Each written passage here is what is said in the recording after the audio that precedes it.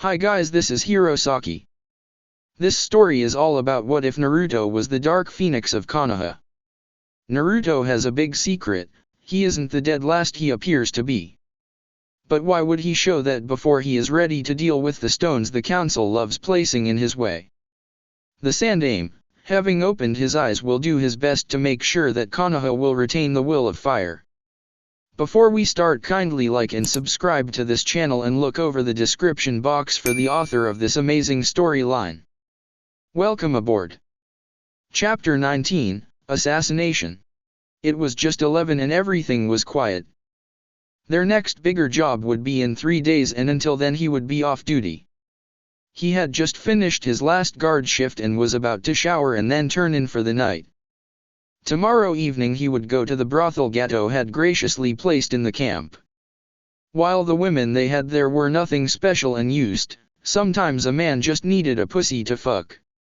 He walked towards his bunk when he felt a cut on his throat in a sharp pain, and then everything went black. Naruto's clones had taken positions since the original Naruto had given the command and produced the number of clones needed for this dirty mission. Each clone had about 2 thugs to kill. No flashy jutsus, no false bravery, just simple by-the-book assassination. Infiltration of the camp, taking position close to the targets and then a quick kill. He would later have to deal with the effects of his kills. He theoretically knew why this was necessary. If the thugs were left alive, they would be a threat to their mission and Wave would never recover.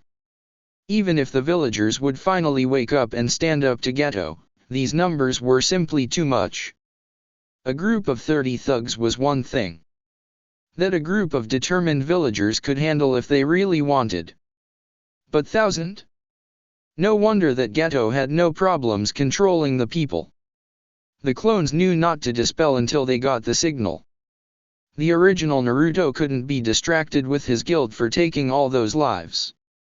Within 5 minutes 500 thugs had died thanks to them not suspecting anything. Only one clone dispelled, and he had only got the signal from the clones in the camp that the deed was done. He had seen nothing of the blitz attack and would only inform the original that the job was done. Otherwise Naruto wouldn't be able to perform in the rest of the mission properly. And that would definitely end in all their deaths. It was 5 in the morning. In 1 hour shifts would be changed and fresh guards would take over. Kakashi and Naruto would enter the building from 2 sides. Both completely disguised with no insignia of a village. Naruto waited until the planned time and transformed to bypass the 2 guards undetected. Once inside the building, he went for the rooms that were his targets. The dorms of the normal thugs. They were located on the lower levels. The upper levels were the supposedly stronger thugs and the ninjas. That would be Kakashi's job. Naruto still had enough rooms to cover. With the base currently holding 400 thugs, he had 200 to kill. Once he had reached the silent corridor where the first bunch of thugs slept, he made 3 clones for each room and sent them inside. After not even a minute all the clones returned and just nodded. Meaning they had killed the thugs. Naruto repeated the performance on the next 2 floors. The last floor was a bit different. He coincidentally found Aoi Roku awake on that floor. Seems my hunch was correct. The hours shortly before dawn are perfectly suited for an attack. You won't kill me as easily as those common thugs, he said and took out his umbrella.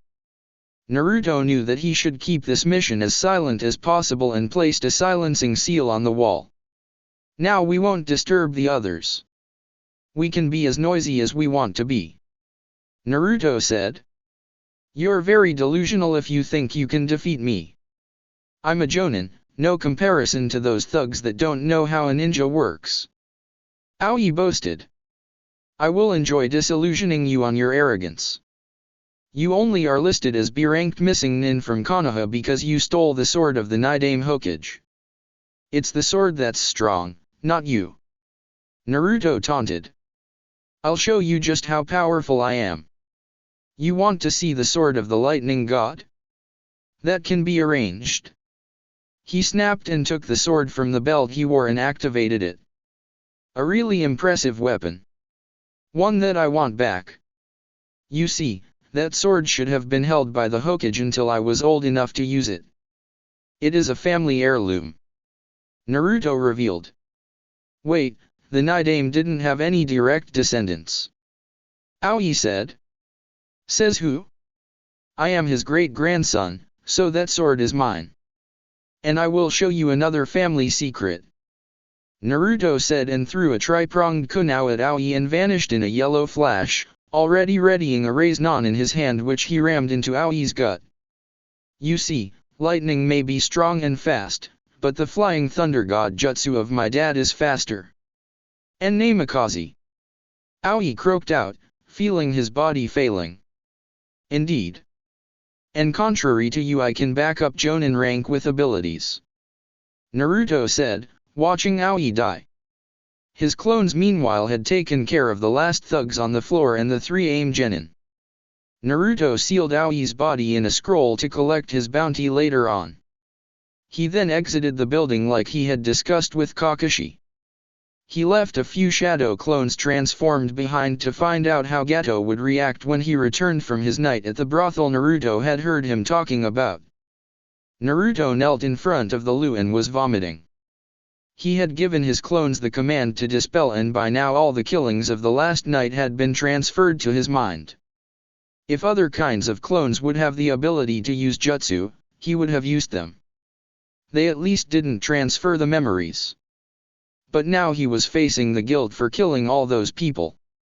Sure, they were criminals that had killed, raped, beaten up and blackmailed others, but taking a life through assassination was never easy. Naruto didn't notice when Kakashi entered the bathroom and handed him a glass of water to get the remains of his vomit taste out of his mouth. It's okay, Naruto. That kind of reaction is normal after the kind of mission we did. Kakashi said. I would have been surprised if you didn't break down once you got the memories from your clones. Do you want to talk about it? Kakashi asked. Naruto looked up with his bloodshot eyes and saw that Kakashi had changed his clothes. The other ones had been bloodied from the mission. I feel so guilty. I technically know that there was no other way to protect Tajuna and his family and get us a chance to survive this mission. I also know they would have killed us in an instant and did with others before. But I can't stop shaking. I can't stop seeing the pictures in my mind. Naruto said.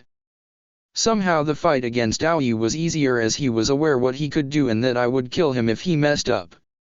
He never had the chance because I was too fast with my first attack. I used Dad's jutsus. When I saw him, I realized that I had the chance to get Great-Grandpa's sword back. I couldn't pass up on that. And he seemed to have waited for somebody to use the hours before dawn to attack. Naruto said. I understand. The first time going out to assassinate others isn't easy. You are somewhat blessed and cursed at the same time to be so good at your job. Thanks to your shadow clones you could postpone being hit with the whole dimension of what you did last night, but now it comes back in heaps. I can only tell you what your dad told me. As long as you are capable of feeling remorse for what you had to do, you didn't lose your humanity. We are ninjas and in battle or on missions we have to kill to protect those that can't protect themselves. But I refuse to regard taking the life of a criminal that would kill innocents without a second thought as murder. It's more like putting down a rabid animal. That was after we had to take out a bandit camp that had caused trouble in Fire Country. I killed 20 bandits on that mission, 15 of them in their sleep. It's never easy. It will never really get easier, but we all know that if we don't do our job, the next ones dying won't be the criminals, but their innocent victims. Kakashi said. Thank you, Kakashi-sensei. Naruto said gratefully. You're welcome, Naruto. Here, take these and sleep for some hours. They're pills to soothe your stomach. Kakashi said and held out 2 little light blue pills. Naruto nodded and gulped the pills down with some water. I'll knock myself out with one of my poisons. It will last 5 hours. Otherwise I won't be able to get any sleep, which would be fatal for me. I can guarantee that my seals will keep any attackers out for that time. If any of the ninjas should try to attack us, this is the antidote. I'll be at full strength after getting it 10 minutes later. Naruto said. You aren't immune to your own poisons? Kakashi asked, surprised. To most of them I am. Kyuubi's chakra in my system works like a natural antidote. If I have enough time to recover and don't have other dangerous injuries, I won't die from any poisoning. This one I specially developed to circumvent the Kyuubi's chakra. After I found out about the possibilities of poisons and that I was a Jinchuriki, I wanted something that could take out another Jinchuriki. I refuse to just rely on Kyuubi whenever things get dangerous. And I know that the fox's chakra is a double-edged sword. It may be incredibly powerful, but I have a high price to pay if I use it. Kyuubi is so full of hate that it will try to control me if I give in to the temptation of using its chakra. Naruto said. That's sound reasoning. Well, I'll put Suzuki and Sakura on guard, then I'll turn in myself. Kakashi said. Naruto nodded and walked to the room where he, Suzuki and Kakashi slept. He injected the sleeping poison into his vein and was soon fast asleep. 5 minutes after Naruto fell asleep, Kakashi woke up Suzuki. Come with me, Kakashi said. Suzuki stood up and followed his sensei. How did the missions go, Kakashi-sensei? He asked. It went off without problem. Naruto got rid of the Aim Genin and Aoi Rokusho. We are down 900 thugs and I captured Sanino Gunaba and Kimi Roino, who were thankfully asleep, which I strengthened with a bit of one of Naruto's poisons that he gave me before we started, and didn't put up any resistance. They may be missing nins from Kiri, but their bloodline limits are very valuable.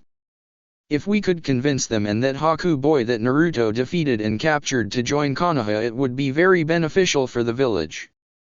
Either way, they could possess important information which our TNI department will find out. You and Sakura are to keep watch over the house. Tajuna can't go out today. We need to wait for backup from Konoha until we can let him continue building his bridge. Kakashi said. Understood, sensei. Suzuki said. Sakura joined them. Good morning, Suzuki, Kakashi-sensei. How was your mission? Sakura asked. A success. Suzuki can tell you more. One more thing. Wake me if we are attacked by anybody. Naruto won't wake for 5 hours, he knocked himself out with one of his poisons to be able to get some sleep. And if possible, I want him to get all the sleep he can get. Don't ask him about the mission when he wakes up. He had to assassinate hundreds. While they weren't difficult to kill, he still feels guilty for taking all those lives. You too will find out in your career that killing an opponent in a fight and assassinating somebody in their sleep are two very different things. Just let him come to terms with it. Kakashi said. Both nodded. Kakashi left them to go up and sleep for some hours as well. Gato was shell-shocked when he returned to his base. He had enjoyed a great night in one of his luxury brothels and was now ready to work on his business. Tomorrow the IWA ninjas would take out the Konoha scum and perhaps the bridge builder. If they only got that strong Konoha ninja, it would be enough. With the bridge builder on his own, his thugs could deal. And then this country would completely be his. After all, who would be able to take up 1,000 thugs at the same time? Nobody. Even those pesky ninjas tired out after some time. He didn't like the silence in the base though. Normally there should have been his minions guarding the base or preparing a new delivery of drugs that was due this afternoon. When he told his guards to see what the reason for the silence was, he got a nasty surprise. They were dead. Every single person here in the base was dead. After 1 hour he got the information that even the AIM ninjas he had in the base were dead. the genin killed in their sleep and Aoi in a fight. But only his blood remained.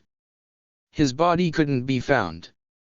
The former subordinates of Zabuza had also vanished, probably killed as well and their bodies taken for the bounties. Damn it all, how had this happened? He needed the IWA ninjas to act now. This couldn't be tolerated. Then he thought of his second base. He would call back up from there. These ninjas would get to know his power. While losing 400 of his subordinates hurt in power, with 600 remaining he still had more than enough manpower to keep the iron grip around Wave. And he didn't need to pay those 400 anymore. The IWA nins stood in Gato's office listening to his ranting. I want you to take them out as soon as possible. They killed 900 of my thugs last night while I was out. The whole base on the other side of the island was taken out. From what the investigation turned out, it happened even before this base was attacked. I don't care about lulling them to safety, I want them dead. I offer 1,000,000 ryo for their heads. Gato said. We would have killed Kakashi anyway, but we have a deal. Though we will take the Uchiha with us to IWA. But the Yamanaka and the girl are toast. Do you have better pictures of the group by now? Tomoharu asked. Yes, we got some from closer up. Gato said and handed them the pictures of the group. The IWA nins looked over the pictures. The Uchiha and the pink-haired girl were easy to recognize now, and Kakashi was well known already, but the face of the blonde boy could not be seen on any photo. And he seemed to have taken to put up his hood. Why would he do that? Well, it didn't really matter. He would be with the others and therefore easy to find. Then Ichikawa noticed a small crest on the boy's collar. Hey, Tomoharu, isn't that the Uzumaki crest? I mean that clan from Whirlpool country that was killed by IWA before the Third War. Ichikawa asked. Let me see. It could be, but it could also just be a decoration on his clothes. It's too small to really say. And from what I know there were no survivors of Uzushio. And all Uzumakis had red hair, not blonde. Tomoharu said. Either way, it doesn't matter if he is an Uzumaki. He is at most 13, so there would be no way he could be that good at Fuinjutsu already. You need thousands of hours of training to become really good. We should probably prepare for some seals used against us, but nothing above intermediate level. Even that bastard Namikaze needed until he was 20 to become a seal master and he was a genius. So when do we attack? Mikako asked eagerly. In 2 hours. We will prepare for a hard decisive strike against them. They should be at the bridge builder's house. With how many thugs they killed last night, the genin should be pretty traumatized. I didn't think Kakashi would go this far, but probably he had found out about the 2 full bases and wanted to reduce his opposition as long as he had an advantage. That's not the normal style those tree huggers use. Tomoharu commented. Yes. The other 2 answered. 2 hours later Sakura shook Kakashi awake. Sensei, they are here. She informed him. That's earlier than I thought. Don't worry, I trust Naruto's seals. Let them try getting through them for a while. If Naruto is right, they will need 20 hours to get through the seals. I had 4 hours of sleep, not bad. Kakashi commented. Should we wake Naruto? Sakura asked. No, he will wake up soon anyway. The antidote would need 10 minutes to work and he normally will wake up in 30 minutes anyway. There is no reason to hurry. Kakashi said. Why are you so sure his seals will keep the IWA nins out? Sakura asked. Naruto is an Uzumaki. Kakashi simply stated. About 40 minutes later Naruto was completely awake again and was briefed on the situation. They are earlier than we thought they would be, but not overly so. Naruto stated. Yes. I don't know how fast backup from Konoha can come here. Probably not fast enough for us to avoid a fight with them. 2 of them are Jonin and 1 is a Chunin. That won't be a big problem to deal with. Normally I would take on Tomoharu and let Naruto deal with Mikako, and Suzuki would fight Ichikawa. But with her being intent on killing me, they won't let us do it like that. So the only fight we can probably stir that way will be the one of Suzuki. The main problem will be Tomoharu and his wide-scale earth jutsus. Earth users in general are difficult to fight as they are really good at hiding and using the ground you walk on as their weapon. Kakashi said. His earth jutsus will be blocked by lightning-based seals. They hold enough chakra for 20 hours, sensei. That's the reason I said I could guarantee the seals holding for 20 hours. If I manage to sneak out later and recharge the seals, we could last longer. But recharging all the seals will probably be impossible. It takes a lot of chakra. But if we are lucky, the backup will be here by then. Naruto said. So they have to get through lightning-based seals? But what if they used wind jutsus? Sakura asked. They would need a massively strong wind user to even make a dent in my seals. And wind users are really rare. Even Suna doesn't have many. The only one with higher skills is Baki. And even he doesn't have great area effect jutsus. Wind is the rarest of all elements to have. Naruto explained. How do you know so much? Suzuki asked. I read the bingo book. Naruto answered. Tajuna and his family wondered how long it would take until help would be here. Tajuna especially was really glad now that it was this team that had got the mission. To find a team like that was a very big coincidence.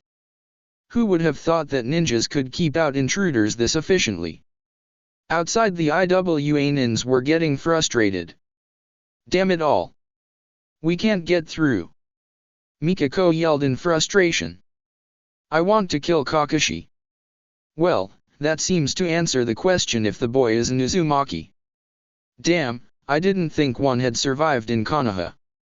And it seems to be a prodigy if Theses seals are any indication. Tomoharu said, annoyed. What are we going to do? All our earth jutsus are stopped cold by that lightning seal barrier or whatever that may be. And even I know that there are some other seals too. Ichikawa commented. Keep your calm. No matter how good this boy is, there are limits to how long seals can constantly keep up a protection if they are based on an element. Even Uzushio itself was worn down after 3 days and they had chakra stored for years. Even if the boy prepared these seals beforehand and now just placed them in his whole protection array, they won't last forever if we attack them constantly. But we don't even need to. Konoha ninjas have one major weakness: they care too much. If we start attacking the civilians outside the protective sphere, they will try to protect them. Tomoharu said. Nice plan, but nope, it won't work. They heard a young voice behind them. They turned around and saw a boy, clothed completely in gray with no recognizable features thanks to a hood and lower face mask, sitting on a tree branch. So you have come out, either you are very brave or very stupid. Tomoharu said. Or I'm just a clone and a messenger and therefore neither of your theories is correct. The boy said. The Iwanins had to admit that that would be a very probable option. What do you want? Mikako asked. Oh, for one, I wanted to ask you to just leave. We can avoid so much hassle.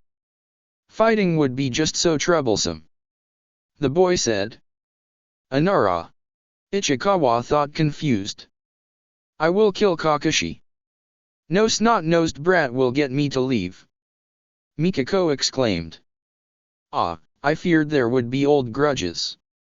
Well, I also wanted to tell you that kidnapping the villagers won't do you any good. You're here on a mission for the Tsuchikage. If you don't return to Iwa soon, he will get cranky, and the old man already has problems with his hip. That will not please him. If you add an unprovoked attack on civilians, what do you think will happen to Iwa's mission income? The boy asked. Tomoharu had to grit his teeth. The boy was right. They couldn't afford to risk losing clients if these news got out. In war, killing civilians was one thing, but while they had peace it was something entirely else. Even their militaristic leader wouldn't accept that. Especially as they couldn't just kill all witnesses that would tell about IWA being the culprit. This wasn't a sanctioned mission after all. You see, you'll lose if you attack the civilians here. It would be better if you just finished your normal mission here and returned to IWA. Take the information you have collected and go. The boy said. Who do you think you are to tell us what we should do? Mikako asked, seething. Only a messenger.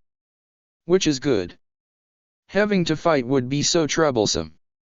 He said and dispelled in a cloud of smoke. So he really was a clone. That looked suspiciously like a shadow clone. Ichikawa said. It was one. That boy must have massive chakra reserves to pull that off. We need to consider our way of attack. We can wear down the seals, but we don't know if it will be enough. They are very safe in there. And if we exhaust our reserves to get the barrier down, we will also lose because fighting Kakashi after having to use up Earth Chakra for hours will be suicide. Tomoharu said.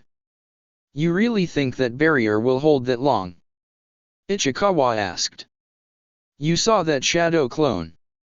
Only those with Jonin level Chakra reserves can pull that jutsu off. And they have really good information on us. They knew what techniques we used. We can't even get one of Mikako's bees through. They knew we would come for them, so they acted before we would. I guess they had another shadow clone spying on Gato when we decided to attack them. They got the information of how much time they would have and took out the camp and the base in one night. This team seems to be a genin team. There is no way that they could pull that off. The only one with experience in assassination is Kakashi, and even he can't manage that scale of kills on his own. There must be another specialist or even a team that we don't know about. We need more information before we act. We can't risk losing one of us to an unauthorized fight as well, as much as I want to kill his student. Tomoharu analyzed. So we are blocking them from getting out and wait until they have nothing to eat? That can take weeks. Mikako complained. We don't have the time for that. If we had backup that could help us overpower this seal barrier, we would be able to get them. But you can be sure that Kakashi already has his call for backup reach Konoha. He is smart like that, and if they knew about us coming, we can expect to have more opposition soon. They are biding their time in there. They are obviously convinced that they can last long enough for backup from Konoha to arrive. And face it, any Chunin team would tip the scales against us.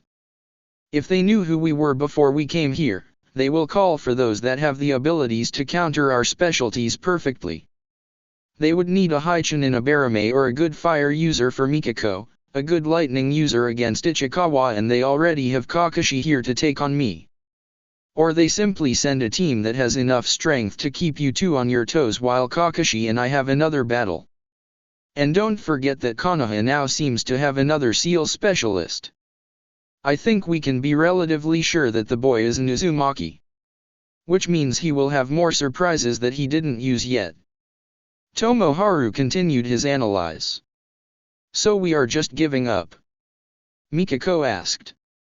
What else could we do that won't compromise our own mission? I can only keep up with the earth jutsus. We would need to wear the lightning seals down for 4 hours. Ichikawa could do so for 2 hours. From what I estimate, those seals will manage to keep us out for about 15 hours if we went at full power against them. I read the report on the attack on Uzushio. They needed constant wearing down of the seals that protected the village for 2 days to start fighting. And even then our ninjas fell like the flies. The only reason Uzushio fell was that Konoha couldn't get there soon enough and that we had more than 10 times the number of ninjas they had. And even then we lost the complete battalion that was there to the cursed Yellow Flash and the Red Devil when they arrived. The fall of Uzushio cost IWA massively. Right now we can go back to IWA, give Tsuchikage-sama our report and inform him that Konoha has an Uzumaki in their ranks that is damn good with seals and that there is a new assassination specialist. I don't know if that specialist is within Kakashi's team or not. It could also be that Konoha knew about Gato and his criminal activities and sent another person whose presence was concealed by that team coming here. We simply can't be sure and we don't have the means to kill the team as long as they are holed up in there. Tomoharu said. Shit, I hate it when you are right. Mikako said. So we can probably also report that Wave won't be a good location for business for us soon. Kakashi seems to be intent on liberating the country from Gato. Otherwise he wouldn't have taken out the camp and the base. Ichikawa added. Yes, it seems like that. Tomoharu agreed. What do you think about destroying the bridge at least? Mikako asked. Not a bad idea. Perhaps we could even get them out of there to protect it. Tomoharu pondered. Okay, we do it. Let's see if they won't come out then. Chapter 20, Fight for the Bridge. Inside the house Naruto was waiting for the report of his second, disguised shadow clone. When it dispelled when the IWA team left, he turned to his teammates and sensei. Well, they have decided that trying to wear down the seals won't do them any good and that it would be suicide to try and take us out after spending that much chakra on taking out the lightning seals. They intend to inform the Tsuchikage about Konoha having an Uzumaki skilled with seals in the ranks and about a new assassination expert, though they are not sure if it is one of us or someone else. The problem is they want to destroy the bridge before they go. And I can't make enough seals in time to protect the bridge. Naruto said grumbling, annoyed that he hadn't taken that possibility into account earlier on. So that's their last plan to get us out in the open. Our mission is to protect Tajuna until the bridge is finished. If he needs to start from scratch again, even if we take out Gato, that will cost us too much time. We will have to fight then. Suzuki, Sakura, have you loaded the chakra storage seals like I told you? Kakashi asked looking at both of them questioningly. Both nodded. Good. Sakura, you will prepare for being Suzuki's backup when he takes out as many thugs in the village as he can. I want you to get rid of them. Try conserving chakra if you can. No normal thug will be able to get through the seals here, so Tajuna and his family are safe as long as they stay here. Suzuki, do you think you can take them out without me or Naruto backing you up? It will be your first kills. Kakashi asked. I can do it, sensei. Suzuki said confidently, silently pleased that his sensei would entrust him such a mission with only Sakura as backup. While he would have preferred to test his strength against ninjas, he had realized in their team training that he was a good distance away from being on the same level as Naruto and Kakashi. Knowing that Naruto was basically a jonin just without the experience required to get that rank was irking him to no end, but instead of complaining he would simply train as hard as he could and close the gap over time. One day he would be as strong as Naruto and after that Itachi would be the next one he took on. For now, Naruto made a good leveling board to see how far he still had to go. Good. Don't hesitate. The thugs won't be a problem if you get them in smaller numbers, but be careful if you have more than 10 at once. Sakura, I want you to aim to kill with thrown weapons. That should be the best way for you to help at the moment. Without me or Naruto being there in an emergency, I want you to wait with close combat with bigger groups if you can avoid it. Kakashi declared sternly. Understood, sensei. Sakura said. Naruto pulled up a mask over his lower face to completely disguise his most memorable features. Are you trying to copy sensei now, Naruto? Sakura asked. No, I just can be identified too easily from the whisker marks on my face. We want to prevent IWA getting too much information on me too early on. That they know that I'm an Uzumaki and skilled in Fuinjutsu is already too much to know about me, but that couldn't be prevented. They don't need to get a good picture for their bingo books right now. I don't know if we can take them out or if they will escape, but the fight at the bridge, if we want to prevent it from being destroyed, will be hard. The less they know, the better it will be. Naruto informed the others. Why wouldn't you want to be known out there? It will give you more respect. Suzuki asked, confused. It is too early. I need more mission experience. If IWA sees me as a threat too early on, it wouldn't do me any good. I have the skills, but not the experience to take on a strong fighter. As long as they underestimate me, I can get easier wins. Being a good ninja isn't about flashy jutsus, it's about getting the mission done efficiently. You don't want to fulfill a mission but have your team heavily injured or killed. That looks extremely bad in your record. And that can happen if you are seen as too big a threat to other villages. Ask Kakashi-sensei, he went through that. Naruto replied neutrally, already going into mission mode. It's true. With how early I graduated and who my father was, I was a popular target for enemies. I intentionally got a sensei that could make sure the attempts to take me out before I got too strong would fail. Kakashi confirmed. So that is the reason you got this team. Suzuki realized. Yes. One of them. Kakashi said. Half an hour later on the bridge, Kakashi and Naruto were waiting for the IWA nins. Like they had expected, they appeared shortly after they had arrived. So threatening to destroy the bridge did get you out of your hideout? Tomoharu said triumphantly. It would have been too troublesome to have the bridge builder rebuild the whole bridge.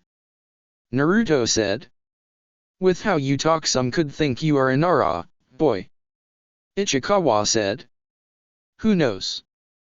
Naruto said, shrugging his shoulders. I call dibs on Kakashi. Mikako said gleefully. Whatever. Ichikawa, do you want the boy? I will see if Mikako can get rid of Kakashi herself, and in case he is too strong for her, I will help her. Tomoharu said. Sure.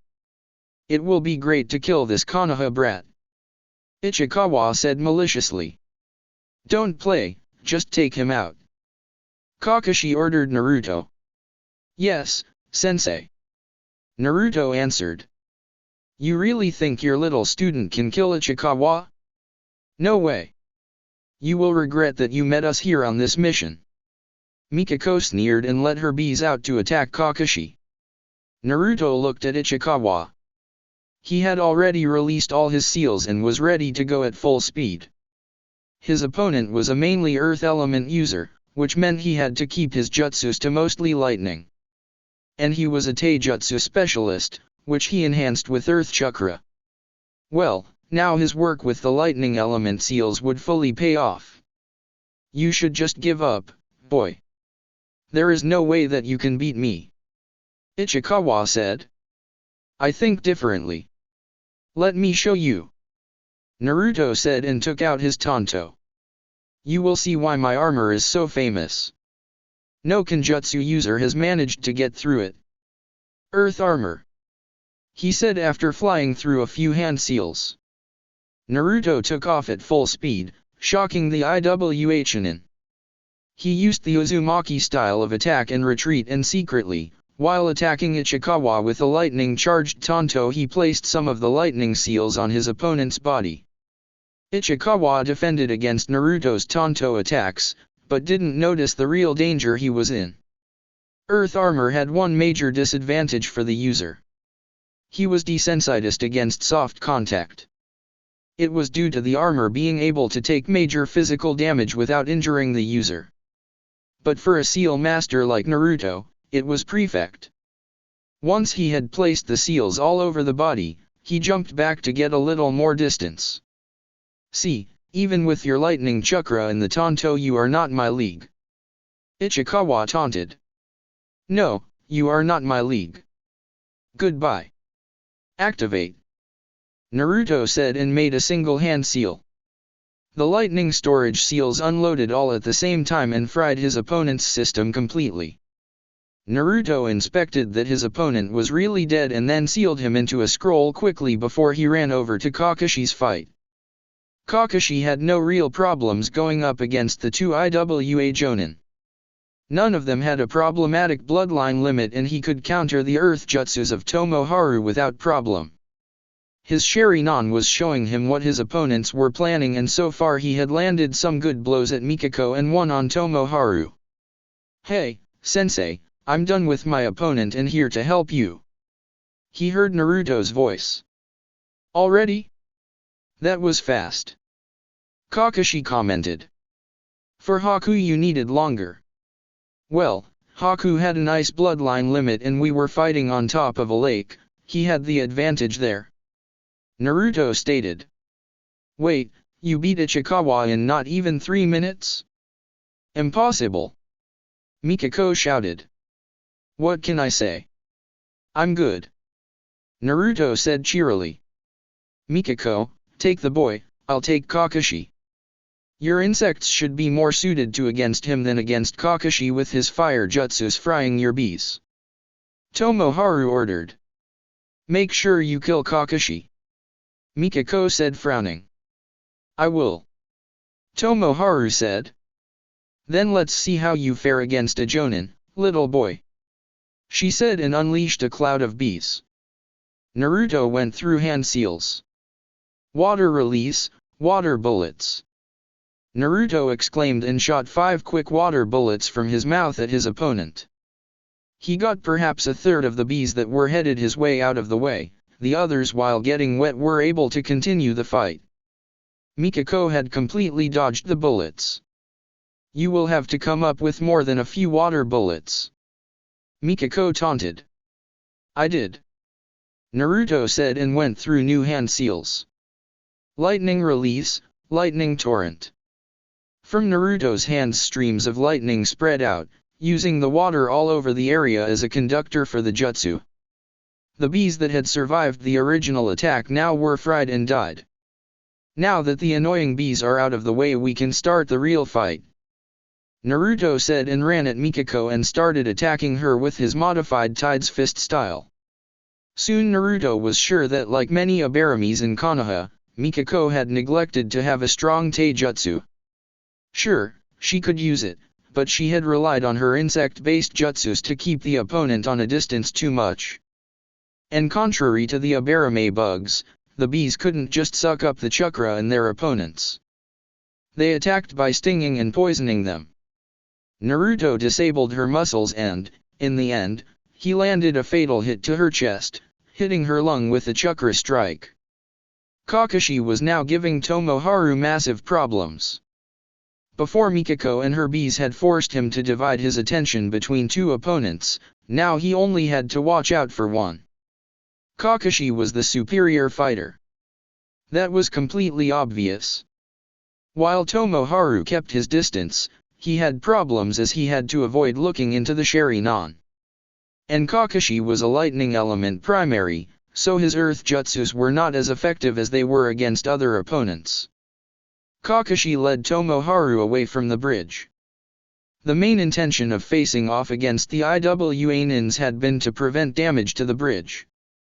Though Kakashi was surprised how easy the fight was. He had thought Tomoharu would be stronger. Kakashi was faster than Tomoharu and had the elemental advantage. Tomoharu was physically stronger, but nothing compared to Guy. They exchanged jutsus and after 5 minutes Kakashi knew enough to do a final attack to take out his opponent. He jumped away to prepare. "Already exhausted, Kakashi?" Tomoharu mocked. "You say something?" Kakashi asked, playing bored. "Those childish tricks don't work on me, Kakashi. I've been a ninja when you were still in diapers," Tomoharu replied. Tomoharu went through hand seals and Kakashi copied him immediately. Both ended at the same time. "Earth release, stone pillars," they called out. Around both men big pillars of stone appeared. It was exactly what Kakashi had wanted, a chance to hide undetected. He quickly made 2 shadow clones, equipped one with a chakra seal and let the other jump up to draw attention to himself. He himself meanwhile used a camouflage jutsu he had copied in the Third War from Iwa Nins. His clone with the seal went underground. His first clone was found quickly and involved Tomoharu in a fight with fast ninjutsus and some taijutsu. Meanwhile the clone underground went in position under Tomoharu. Kakashi himself was by the side, watching and preparing to deliver the last strike with his new Reikari variant if necessary. Tomoharu first took out the not-empowered shadow clone and then the clone from the earth broke out under him and delivered a massive strike with Reikari. Tomoharu just managed to get away, but was hit all over the chest with a cut from the slash the clone had made. "Shit," Tomoharu said through gritted teeth. "You should just have returned to Iwa and not tried to get in the way of my team's mission," Kakashi commented. "I wouldn't have let the chance to kill his student pass by when you were here and handicapped with protecting a genin team. Who would have thought that one of them was at least Haichunin?" Tomoharu commented. "You're bad that you didn't get all the relevant information," Kakashi's clone said coldly. "Well, I know I've lost, but in the end I will at least fulfill my duty to Iwa. I will take you with me into death," he shouted and then formed one hand seal that activated a seal array on his body and he jumped at Kakashi's clone. The kamikaze attack only took 2 seconds and the clone exploded together with Tomoharu's body. The real Kakashi stepped out of his hiding place and walked up to the now dead Iwa Jonin. Naruto joined him. "A bit fanatic, wasn't he?" Naruto asked. "A bit. Too much of a grudge against sensei. He should have known that he wasn't strong enough to take me on his own when I had no problems against both him and Mikako. He also should have known that I know about the suicide arrays of Iwa from the last war," Kakashi answered. "He definitely should have. It looks like the sealing array didn't work the way it should have done. There is a lot of his body left to be analyzed by our forensic," Naruto said. "My clone sabotaged it a bit. As I said, I know that trick. When you push a shitload of chakra into the array the explosion isn't as strong as it should be. Your dad came up with the idea to save more of our ninjas. If you are faced with the choice of giving up chakra and perhaps save your life or dying for sure, you will choose the chakra. While we still lost 30% of those that were confronted with that trick, we could save the rest with injuries and most could return to duty after being healed at the hospital. Tsunade-sama developed a treatment that worked faster than the normal method until then. The time you had to stay at the hospital was reduced from 4 weeks to 1.5. Kakashi told Naruto. "Now let's see how Suzuki and Sakura have fared. I'll just leave some clones here to discourage any thugs that might get the same idea as the Iwa Nins. Meanwhile I will create some seals to make the bridge withstand ninja attacks in the future," Naruto said and made 10 shadow clones. "Good thinking. Let's go," Kakashi said and both ran towards the position where Naruto felt Suzuki and Sakura being. Suzuki had to admit, killing wasn't as easy as he had thought it to be. So far he had killed 20 of the thugs, Sakura had downed 10. It wasn't that defeating them was hard, it was ridiculously easy to be honest. No normal thug stood a chance against a well-trained genin. And he and Sakura were really well-trained by now. All of Kakashi-sensei's training from hell had had impressive effects. He had improved massively since his time at the academy. And he could take out the thugs with little effort. But the psychological effect was still hard on him. No wonder Naruto had had problems to deal with it after the mission last night that he and Kakashi-sensei had done. Naruto and his clones had taken out about 700 thugs. He had cleared one part of the village from the thugs and was working his way over to the next part. He wondered how Naruto and Kakashi were faring on the bridge. but so far nothing indicating that the Iwanins had had success with destroying it had happened. Just then another group of 7 thugs noticed him and started to attack.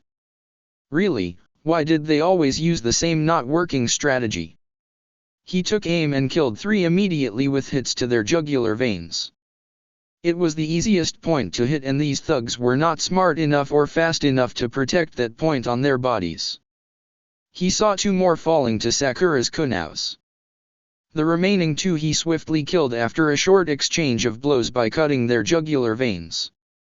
It had been like this from the beginning. So far, the thugs hadn't got the idea to take villagers hostage, or this would have been so much harder. And from his estimation they should be done with the thugs in the village soon. Gato should have 50 or so at the base, cleaning up, while 40 kept the village oppressed. 10 were unaccounted for, most probably off to investigate the situation at the camp. Well, at least this part of the mission he was doing gave him experience. He knew he couldn't take on a Jonin yet. He would probably be able to defeat a normal Chunin that didn't have a bloodline limit. During the fight his Sharingan had finally activated. He could predict the movements of the thugs easily and had no problem evading their attacks. He had turned off his Sharingan after the first 10 minutes though, noticing that it was quite a drain on his reserves and he really didn't need them against normal thugs. He would have to train using the eyes properly later. Suzuki, the last ones are running away to the east. Do you want to pursue them? Sakura shouted from the roof. No, let them run. We have done our job for now. Sensei wanted that we kept it to the village. Suzuki answered. Okay. Sakura answered. At Tajuna's house the team met and informed Tajuna that they had taken out nearly all the opposition that Gato could come up with. The Iwanins are dead. They underestimated Naruto and me greatly. The bridge didn't take any damage, we managed to either take them out quickly or take the fights a short distance away. Suzuki, Sakura, how many did you get in the village? Kakashi asked. I have 25, Sakura 12. 3 got away and we didn't pursue them. Suzuki said. Good work. How are you holding up? Kakashi asked. I didn't think that it would be this hard.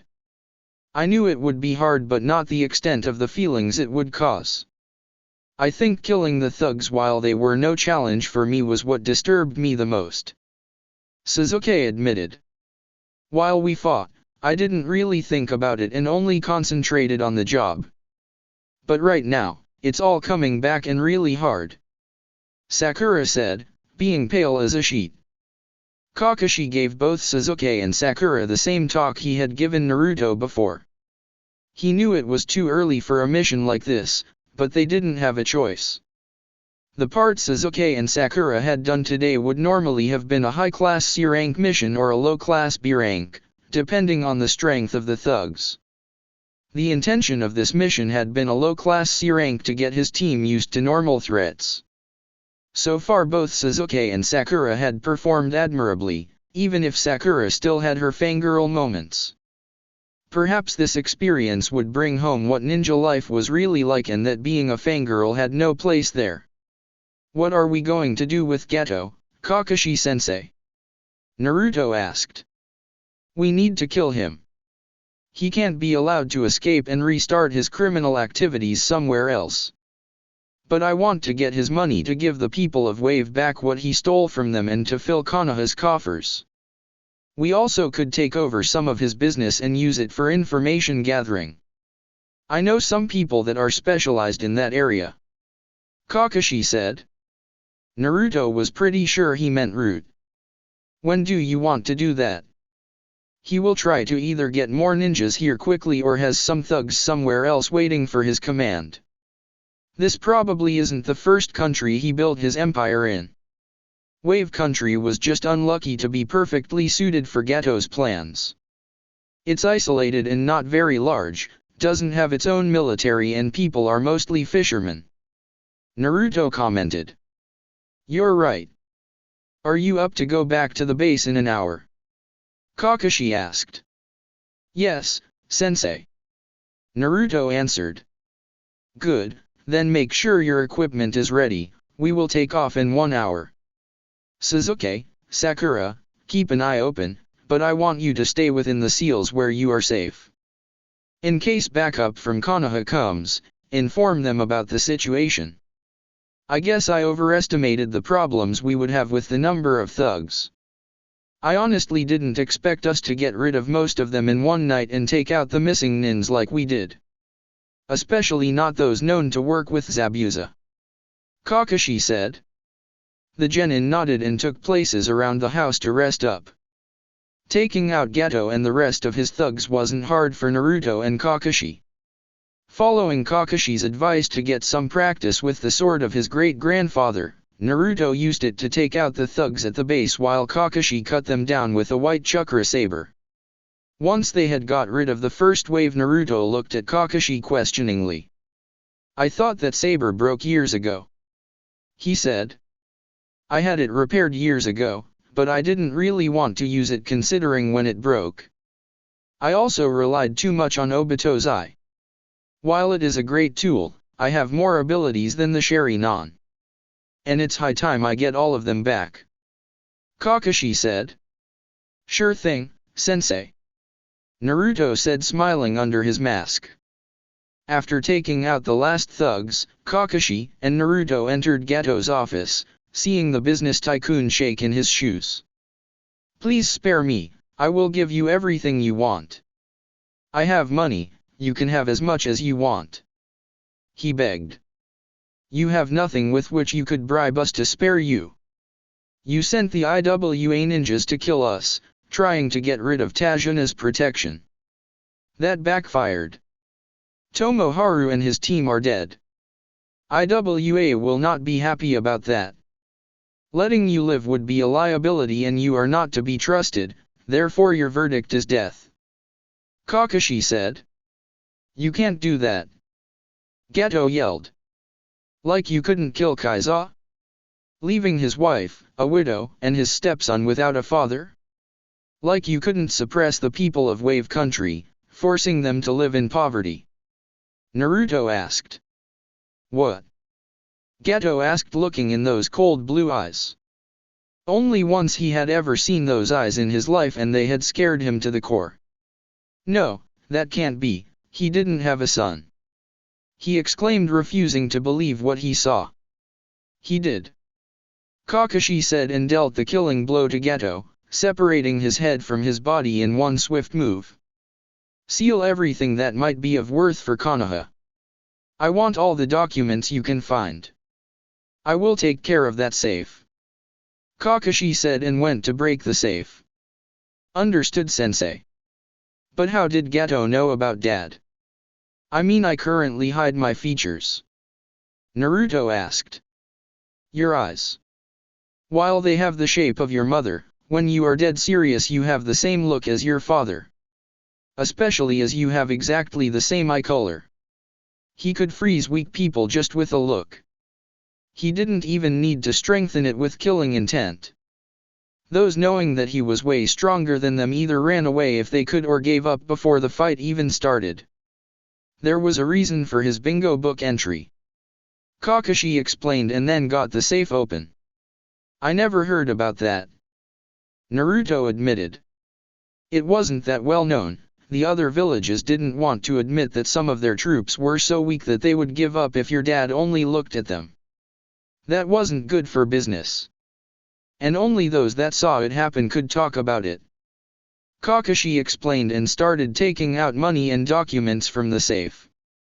Okay, that makes sense. Naruto said. It took them 2 hours to seal everything in Gato's suite and office. The guy had been involved in a lot dirtier deals than they had assumed. Konoha's intelligence division would love what they had found. The next day Tajuna suddenly had a lot more helpers to build his bridge than before. The news that the Konoha team had killed all of Gato's thugs and Gato himself spread around like wildfire. Naruto took to harvesting the fields that Gato had kept under his control and sent clones all over the island to distribute food to the people. The fishermen that couldn't help with the building of the bridge were out on the sea, catching fish for the people. The children were playing carefree for the first time in years. Naruto also had a group of clones prepare a buckload of seals that would protect the bridge against damage. In the night before the bridge was officially opened, he placed his seals all over the bridge. Wave Country would become a strong ally of Konoha after this mission. And while the country didn't have any resources like ore or valuable minerals, they now had a well-going farming industry, thanks to the fields Gato had kept for him and his minions, and the fishermen would also soon make profit again. In 2 years or so the country would be back to its feet and now was indebted to Konoha, but especially to Team 7. The money Naruto and Kakashi had given back to the country which they had confiscated from Gato would also help a long way. Kakashi had informed Tajuna that he didn't need to pay Konoha for the increased difficulty of the mission, they had taken it from Gato, which Tajuna thanked Kakashi massively for. Inari had come out of his depressive mood and was now determined to be as brave as Team 7, especially Naruto, and face his problems and not run away anymore. Seeing how 4 people, 3 of them just being 12 years old, had managed to free their country had made a huge impression. Sure, Naruto and Kakashi had killed hundreds of men in their sleep, but those men had been murderers, rapists, and torturers. There was no reason to grant them mercy as they wouldn't have done it either. 1 week after the liberation of Wave Country the bridge was finished and a big party was held all over the island. Finally they had hope again. Kakashi also arranged with the Wave Daimyo that Konoha would place some birds there which could be used to send a message in case Wave Country needed help again. The confidence of the people was still shaky. It would take a while for them to get back on their feet. The backup team from Konoha had consisted of 3 grumpy Chunin that had been very reluctant to have to assist the team of the Demon Brat and had taken their time getting to Wave and only arrived 2 days after the battles were over. Kakashi had dressed them down massively. If they had gone full speed, like they should have done by their orders, they would have arrived the same day the battles had been. Kakashi promised them that their less than satisfactory behavior would have consequences. Even he at his worst had never been 2 days late. If his comrades were in danger he was the first to go full speed. There was a massive difference to be late for a D-rank mission and an A-rank. Kakashi knew that those 3 were dogs of the civilian council and had a civilian background themselves, but even Sakura was disgusted with how they had slacked in their duty to help their comrades. And her mother was on the civilian council. Kakashi had put the 3 to repair work in the village, the closest he could come to a D-rank mission currently. The 3 would stay at the village for now until a new team would take over the long-term work here. Kakashi didn't want them to prepare something before he could return and inform the Hokage about everything. And here they couldn't do much damage until he got some better suited ninjas here. He guessed with the Hokage and Danzo now cooperating he could have a team of Root here by the day after tomorrow if Danzo wasn't already preparing it. You never knew with the old Warhawk. Now Team 7 was ready to leave and especially Inari was said to see Naruto go. He had taken to call Naruto his big brother, which Naruto had accepted while wondering why Inari had chosen him to take that role. It was also a completely new experience for Naruto to be openly admired by people. The people knew he had played a major role in getting rid of the thugs that had been Gato's army. They knew he had fought against the IWA Nins that had threatened their bridge and killed 2 of them. He was a hero. Though Suzuki and Sakura also got much praise. Their fight against the thugs in the village was talked about a lot too and the people were very grateful to them.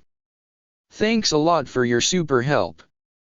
Thanks to all of you our country is free again and we can get back to living without fear.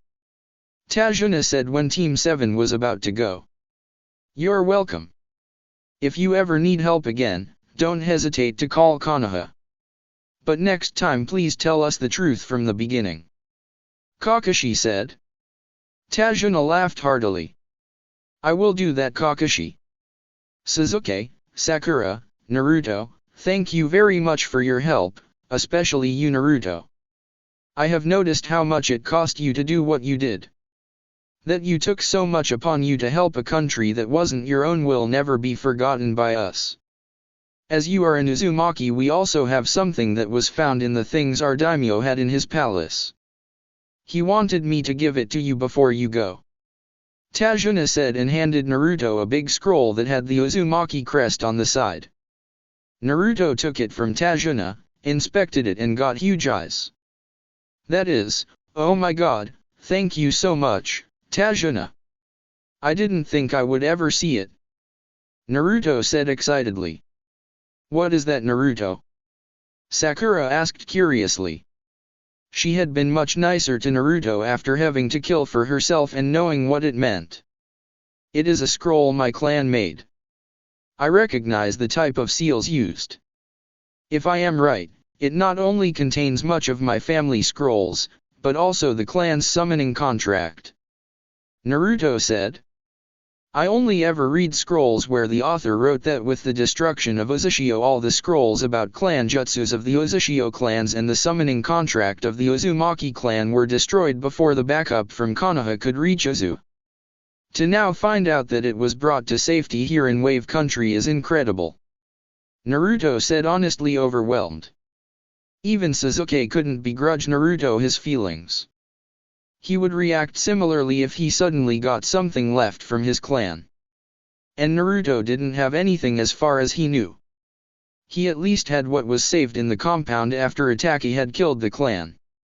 For Naruto this would be an invaluable treasure. And keeping on good terms with Naruto would help him in the end. Naruto would be Jonin in under a year, that much was sure. The only thing he really missed to the rank was experience, and even as a green ninja he had excelled at this unexpected A-rank mission. The performance of Team 7 would lead to them getting more higher-ranked missions from now on. And to be honest, it was reassuring that they had two Jonins on the team. He had seen how fast things could change. A lie from the client and suddenly a C rank turned into an A rank.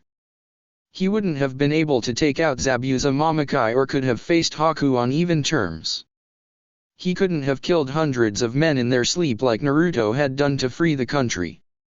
He still had a long way to go, he knew that now, but he had also seen how far he had already come.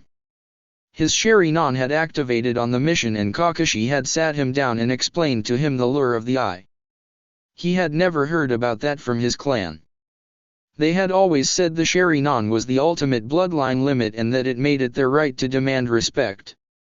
Kakashi had informed Suzuki that many Uchihas had been dependent on their eyes. He had only known 3 exceptions to that, Shisui, Itachi and his mother Mikoto Uchiha. Though their eyes were powerful, they were strong without them too. Shisui had been famous for his use of the body flicker in a fight. He had driven his opponents mad while they were trying to land a hit on him. Itachi could cast genjutsu with just a finger and didn't need eye contact with his victim. And his mother had been able to replace herself with the smallest things. A leaf had been enough. Not to mention her mastery over fire jutsus.